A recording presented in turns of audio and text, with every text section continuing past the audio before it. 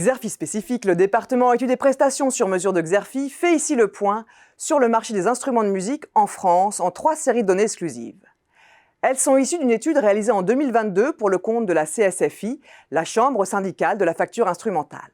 Elle s'appuie notamment sur une enquête consommateur réalisée auprès de 2000 Français pratiquant un ou plusieurs instruments de musique.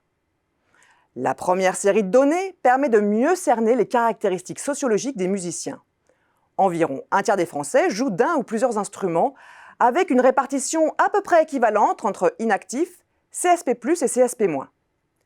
Parmi les actifs, les employés sont davantage représentés que les cadres supérieurs et professions intermédiaires, avec respectivement 38, 24 et 23% des répondants. 8% des musiciens interrogés sont ouvriers. Précisons aussi que près de 20% des répondants font de la musique à titre professionnel, avec une surreprésentation des DJ et des accordéonistes. La deuxième série de données porte sur le profil des ventes. Près de 1,7 million d'instruments sont soit achetés, soit loués en France. Un tiers des achats sont d'occasion et cette pratique se développe, tout comme celle de la location.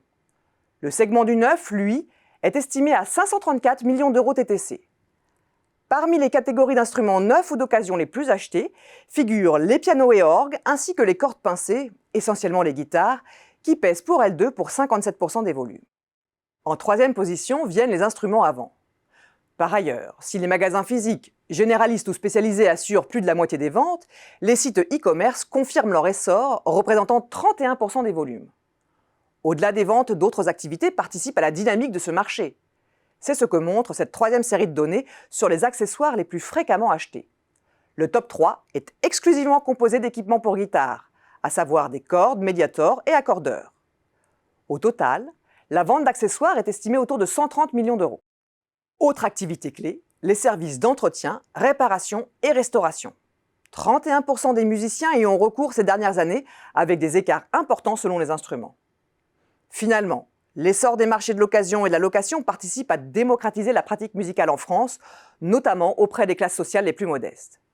D'autres dispositifs y ont contribué entre l'ouverture de cours de musique associatifs, le boom des tutos en ligne, l'intégration croissante de la musique dans les cursus scolaires ou encore le pass culture. Et si jouer de certains instruments tels que le violoncelle ou la viole de gambe reste un marqueur social fort, d'autres comme la guitare sont plus populaires, rendant la pratique musicale accessible à tous.